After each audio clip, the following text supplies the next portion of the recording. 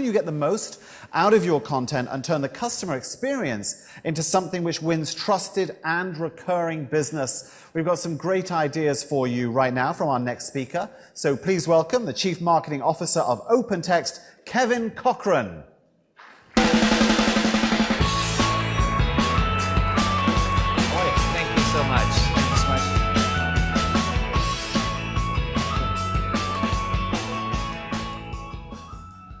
Great. Well, welcome everyone to today's discussion. I'm very excited to be here. Here at OpenText, we believe that content is the conversation and that we're entering a new era of customer experience. And this new era of customer experience is where the vanguard of people that are really taking responsibility for marrying product content with rich media, for delivering tailored, personalized communications to drive relationships, are ultimately going to win. And when you look at the people here in this audience today, and when you look at the speakers that we just had on the panels, and you take away some of the learnings that we just had from some of the earlier sessions, what you realize is that each and every one of us has a very unique opportunity to do something very different and to get a competitive advantage by being the first to take advantage of new technology for truly marrying all of your product content across the organization, tying it to your back-end SAP, CRM, and ERP systems, empowering it with rich media to truly deliver a compelling experience that engages and drives your business. And like I said, we're in a second generation of what we call customer experience. And let me take you through a little history in kind of two parts. So we entered the first age of customer experience back in about 2008. Now, how many people remember kind of the proximate cause for the first generation of customer experience? Pretty simple, right? We hit a worldwide financial crisis. And the worldwide financial crisis came at a very, very interesting time. It came at a time when you had the mass proliferation of smartphones. Facebook was completely taking off. People were really just starting to engage and start leveraging things like Twitter. And suddenly the promise of the Web 2.0 revolution, which began approximately the same time as the open source movement back in around 2005, really started to take off and actually show its power and effect. Because what happened? Marketers became completely disintermediated. They became disintermediated for a very simple reason. They totally lost control of their brand. Everyone was having a conversation about their products and services, and many of them weren't participating. And what was happening was these consumers lost trust in the brands, and they were sharing that with one another. And suddenly, what marketers realized is that these consumers who were losing trust in their brand, as they were losing trust in everything else at that time, were also losing their jobs and closing their wallets. And people weren't spending money. So suddenly, as a marketer, you had this big problem, which is, I don't know the conversations people are having. They don't trust my brand anymore. I don't control my brand anymore. And no one's spending money. And by the way, I'm a CMO, and up until now, all I've really done is come up with a new jingle every year and park $50 million in an advertising company and kind of hope magically that my brand ratings go up every year. And suddenly, CEOs turned to marketers and said, you have to get smart, you have to get data, you have to actually understand what's making consumers tick. You have to actually understand how you're spending your money, and you actually have to be directly responsible for building pipeline so that we can start growing again. And this, of course, as you all know, was a tectonic shift in the marketplace. Lots of marketers didn't know what this meant, didn't understand how to react. Many of them didn't have the analytical skills, the operational background to actually make the leap. Now, marketers at that time had to become very sophisticated because they had to acquire new customers and they had to make the shift to digital. And largely speaking, we've passed that first wave. Marketers, largely speaking, have made the shift to become digital marketers. They've started to become very savvy about how they can start driving net new acquisition customer acquisition campaigns. They started to be much more diligent about how they leverage anonymous third-party data, specifically web analytics, to do a coarse-grained segmentation of their customer base, so they can do some very, very limited, tailored communication. So customer type A can get one message, customer B could get another message.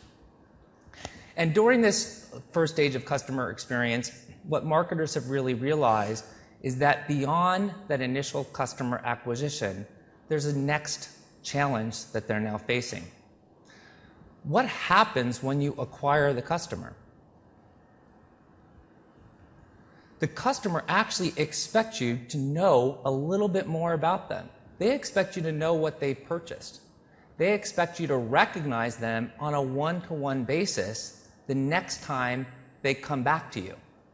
And so what marketers have actually realized is that what happens when you acquire a customer is you have to actually start understanding not them as an anonymous, impersonal persona. You actually have to start understanding them at a little bit of a deeper level as an individual. Because ultimately, once you've acquired someone, the key is how do you retain them? How do you get them to come back and repurchase from you? And how do you get them to become an evangelist and an advocate for your brand so that once again, while you still remain disintermediated because of social and mobile channels, you can start leveraging the power of community to start drawing more people into your stores.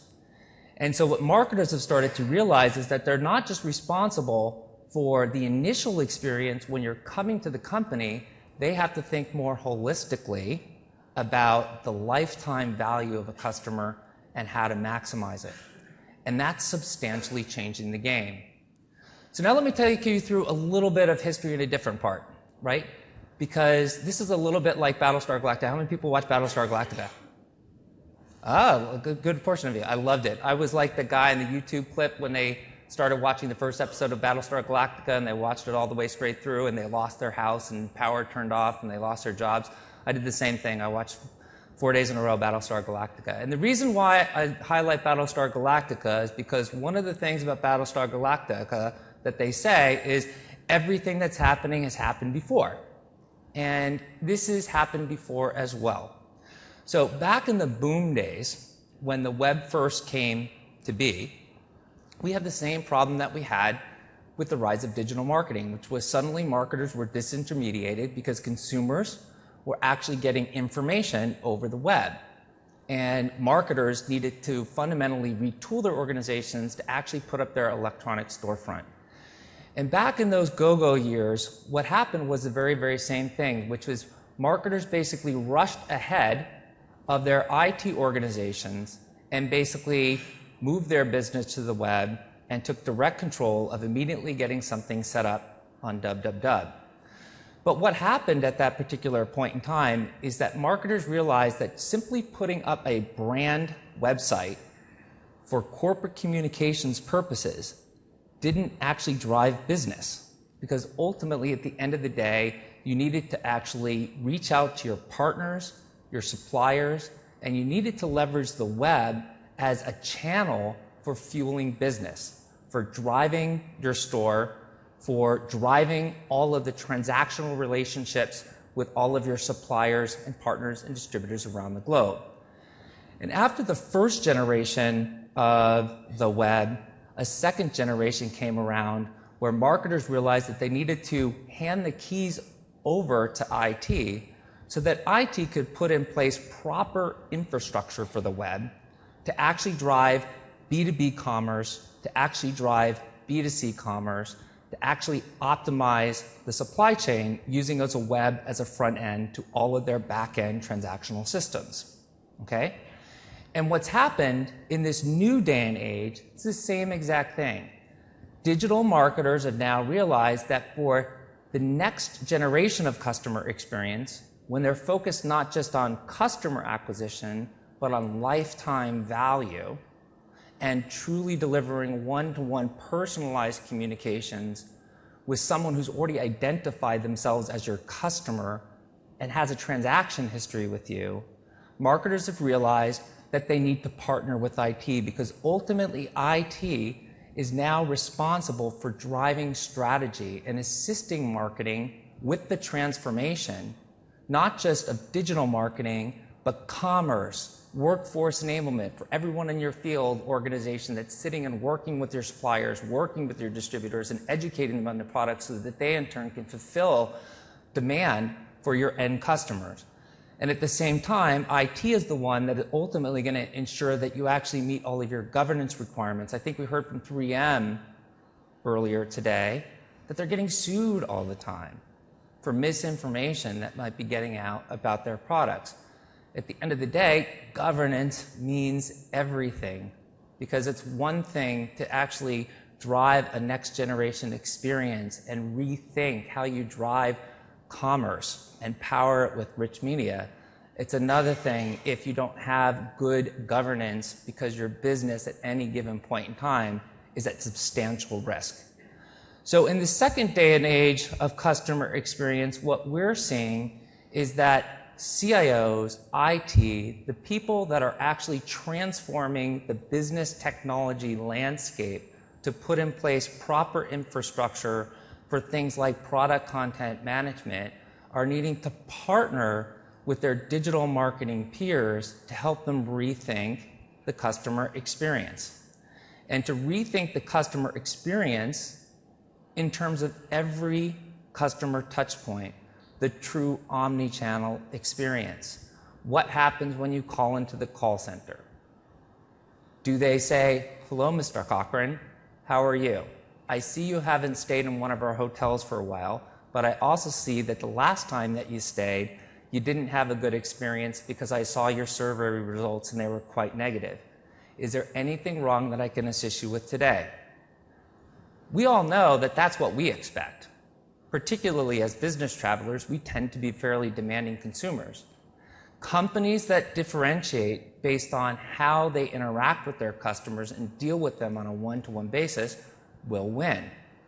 And it's not just the call center, it's how you tie the call center to your personalized communications that you even receive in the post. So the newsletters that you get or the adverts that you get from your financial services company, that's another customer touch point that needs to be optimized and needs to be tailored to your end result. So in the second stage of customer experience, once again, IT needs to partner with the business, because what's the heart of all of this is that you are having a conversation with your customer. You know who they are, you know what they are probably interested in, you understand their past interactions with you, and you are trying to assist them as they're going through some decision-making process. So the whole goal is the conversation matters. And the conversation matters in the B2B context even more than the B2C context. You know, when we think commerce, we tend to think lots of B2C examples because it's sexy, it's exciting. Even on the panel here, the panelists themselves reference B2C examples. And I'm going to make the same mistake. We all are going to make the same mistake. I'll have some B2C examples in this presentation, for example. But in the B2B context, the relationship matters more. The conversation is a deeper level of conversation. Because in a B2B environment, you have a direct one-on-one relationship with the person on the other end that isn't always just anonymous and intermediated via the web, right? When you actually have in, say, for example, tech, as you know, the CMO here at OpenText, we know our customers on a first name basis. We see them at events like this. We shake their hands. We look at them in their eyes, right? Not too long, because that's a little creepy. We don't want to be creepy. But you know these people, right? And in a B2B context, even things like your distributors, you have field reps that are going out and meeting with them one-on-one. They're actually having an actual real relationship with them. They're having real conversations. So in the second age of customer experience, managing how you drive an online experience that's personalized, that's tailored, that's omni-channel, that's truly building a lasting relationship is what actually is going to fuel the next generation of commerce and fuel competitive differentiation for all of us here in this room. So what I wanted to do is highlight one of the key challenges that we tend to see for organizations that are taking the leap for completely rethinking how it is that they drive online business. And the key here is to have a conversation, to build a relationship. One of the core facets that we all need to think about is how can we streamline the delivery of rich media so that we can have a compelling brand experience that carries the conversation and deepens the relationship. Now, once again, for all of us here in this room, I think we all realize that the way we tend to interact, the way we tend to experience partners that we work with is through the power of rich media, right? We don't always have the opportunity to get together and meet one-on-one. We tend to watch videos. We tend to follow a YouTube channel. We tend to follow each other on Twitter and click on links that we all post to one another. And what the heart of all of this is, the heart of that conversation is rich media. And anytime you're looking to build that one-on-one, deep, personalized relationship, the demand for media only continues to grow in volume, in variety, and in velocity. And for organizations to take the leap into the next generation of customer experience, when you're deeply understanding who your customer is to deliver a target experience across all channels, we need to rethink how we can deliver more compelling media to tell our story and to marry that deeply with all of the product information that's within our environment so we can actually use that conversation to actually facilitate a transaction to close business. And so when you actually look at the second generation of customer experience, media libraries are proliferating. They're only going to continue to grow exponentially. How do we best manage and harness the power of media so that we can all become storytellers and engage in a conversation? So what I wanted to talk about today is how do you have that conversation? And when you're trying to have that conversation on a one-on-one basis, the first thing that we all need to focus on is what is it that will actually inspire?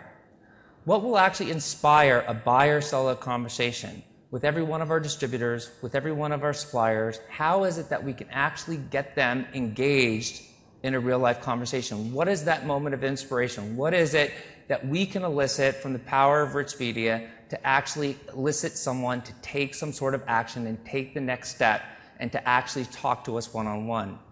So I wanted to give you a couple of good examples of people that are actually driving inspiration and leveraging rich media to actually incent people to buy through an omni-channel experience. And the first example here that you'll see is one of my favorite customers, which is Ralph Lauren. Now, for Ralph Lauren, for many of you in this room probably buy Polo products. I certainly do. Ralph Lauren is a brand whose inspiration is all about an aspirational lifestyle, a lifestyle of ease, a lifestyle of comfort, a lifestyle of affluence, a lifestyle where you have family and friends and you're engaged in cool and exciting things like playing polo. And for Ralph Lauren, the key for them is their ultimate goal is to get their customers to ultimately drive into the store and not just purchase one item, but to actually purchase an entire ensemble, and to do that on a repeated basis, season after season after season. And their customers don't always go directly to their stores. The majority of their customers actually go to one of their business partners, specifically Macy's. So in Ralph Lauren's case, while they're trying to inspire their customers to have a conversation, the conversation that they're having isn't always with their own people. Oftentimes, it's with actually a third party that's a local sales rep that might be in a Macy's store. So in Ralph Lauren's case, what they do is they leverage the power of rich media, building up a centralized media asset library of all of the compelling experiences that can start telling the story of the type of lifestyle that Ralph envisions for every single person in this room and around the planet. Then they take this rich media and they ensure that they have appropriate renditions for each and every one of their target customers that purchase their products. And they have their customers mapped on an overall customer journey. So customers tend to get acquired if they're men at the ages of 25 to 28, start out typically preferring a specific brand and a specific set of products. But over time, they actually have them mapped out based on deep analytics into the transaction histories that they get not only from their website, but from all their distributors like Macy's, so that they know over time and can predict that if there's certain things that they can get you to buy, you actually start up-leveling what you purchase from them, and you start to actually get more repeat purchases. So they have their entire content mapped to help facilitate that conversation, facilitate that journey so customers can become more valuable. Then they take this rich media and then they actually not only put it on their own web presence, but then they actually arm each and every sales rep at Macy's so that whether you go into their flagship stores on Fifth Avenue or whether you go into the local Macy's like I do in Palo Alto, you're going to get the same brand experience and you're actually going to get the same sales rep who's empowered enough to understand what to guide you for and what to look for so that they can maybe start recommending other things that you're probably ready to start buying. And so the key to this story is how Ralph Lauren is really taking the inspiration, that aspiration of where the customer ultimately wants to be in terms of their lifestyle, and then having that entire journey to get there mapped out and understanding deeply at each stage what the customer is most likely to buy and the sequence of products that they need to get next in order to get to that aspirational lifestyle. And making certain that they have the richest trove of rich media that's mapped to their product catalog, that's provisioned not just on their own electronic storefront, but is really distributed out on a wide basis to everyone who's actually selling their product out there in the field. A very powerful story, a very inspirational customer themselves, and one that I think is kind of a hallmark of where companies going forward will need to be headed. Another example in a different context is TUI. And TUI, as you know, is kind of an aggregator that's basically selling various different vacation packages. And TUI is a very interesting case because they're not just taking a product catalog and marrying it with rich media for things that they directly control, right? They're taking and building a universal product catalog for across not only their offerings, but all of the offerings that they aggregate into vacation packages. And then, of course, in order to get you to actually buy one of their vacation packages, to go to Mallorca and rent that villa and get that Vespa, not that I did that, but, well, I did. It was fun. It was great. I bought from TUI. It was a very powerful experience. They take that because they actually are selling that entire vacation package. So what they're actually selling is they're selling a vision of how much fun that you can have in the Mediterranean, on the sand, you know, tootling around on a little moped, right? So taking that rich media, but marrying it to the product content and actually taking the actual content from all of their different third-party sources is one of the key ways that in TUI's example, they're really transforming the nature of commerce, making it experiential, and then delivering business results. Now again, in TUI's example, the second generation of customer experience matters. Because each and every time that you repurchase from them and relook at a vacation package, it's not as if they treat you as another anonymous third party where they're just doing some simple multivariate test to see what next you're going to click on and then optimizing for that. They actually kind of remember what your preferences are. They remember what you've booked. And they start ascertaining what is the next type of package you're most likely to buy, and start optimizing the media that's delivered in order to understand what's the thing that makes you get that emotional resonance to click. Certain images work better for different people. Certain videos work differently in terms of their emotional resonance with other individuals. And in TUI's example, the deep data mining, the deep analytics to really drive differentiated experiences rules the roost. So if you understand how to inspire people with rich media and get them on that customer journey, the other key thing that you need to think about is reacting real-time to real-time conversations. So this is all well and good, but the day and age where you could actually map out a campaign plan for the year and fix your resource investment is totally over. I would love it as a CMO if at the start of every year, after strat plan, in ops plan, I could say, these are all the campaigns I'm going to run, this is all the media I'm going to need to create, and I'm done for the year. Now it's just a matter of execution. That would be a wonderful world. But the reality of the world is things happen, and you get moments where you know that you can do something immediately to drive interest and drive demand. You need to have the agility to be able to react real time, to quickly create and mobilize new media, get it targeted, and flow it out across our channels, including arming all of your mobile workforce in the store, in the field, and arming all of your distributors and all of your partners and suppliers. So you need to be able to react real time. And let me just give you a good example. So another good example, non-open text customer, is an example of Hyatt. Hyatt's a very good example of someone who's radically rethinking the customer experience. Because all of us, for example, are business travelers. But in the case of someone like a Hyatt, one of the key things that you want to do is not only get the business traveler, but you want the business traveler who experiences the power of the Hyatt brand to also maybe come back as a leisure traveler. So one of the things that I think Hyatt does really, really well is that if there's something interesting and compelling that's taking place around one of their hotels, they can quickly mobilize that into an experience, and they can start selling the aspects of the area around the hotel and then start targeting it to the business traveler.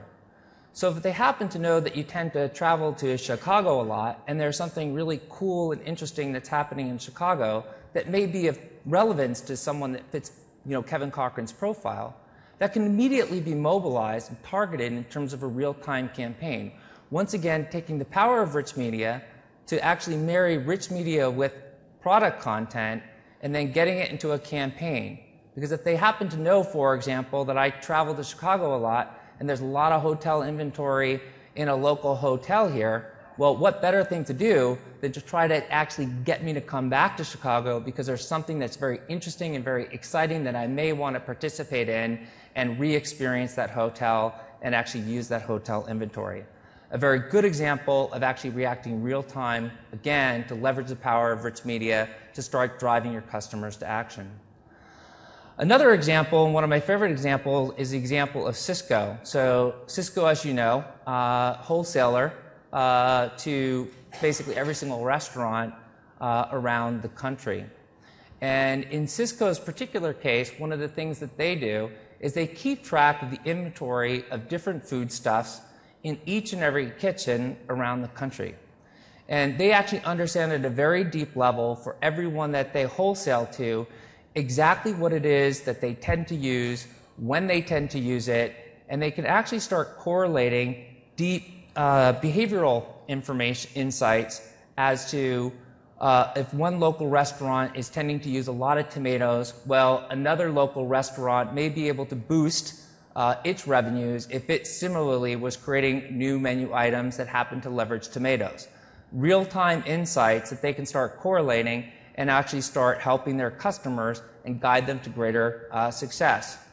And in Cisco's case, one of the best ways they do this is actually by empowering the mobile workforce, who's actually going out and meeting one-on-one with every single restaurateur, and then they actually have a real live catalog, not just of we can sell you tomatoes.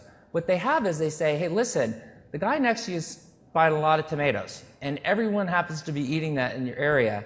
Now, here's an example of incredible menu items that you can put together if you too started actually ordering more tomatoes and putting them on your menu.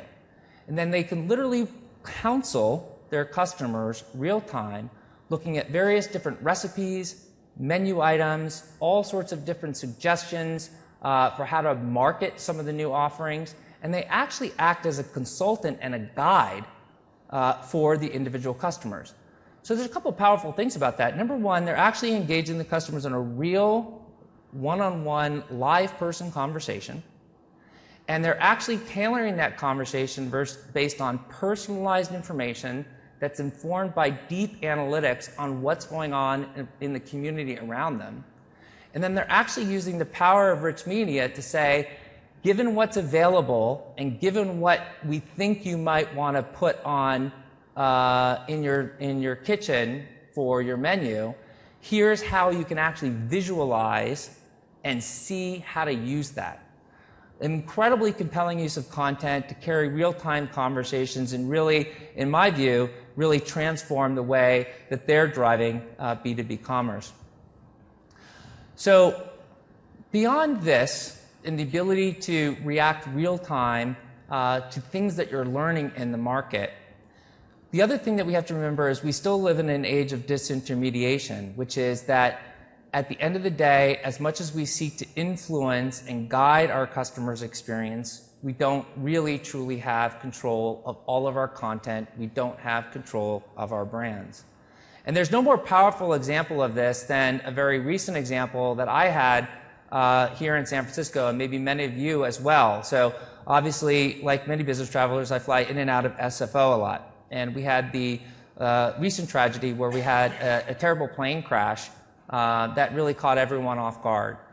And one of the important brands that we in San Francisco tend to use for media is SF Gate.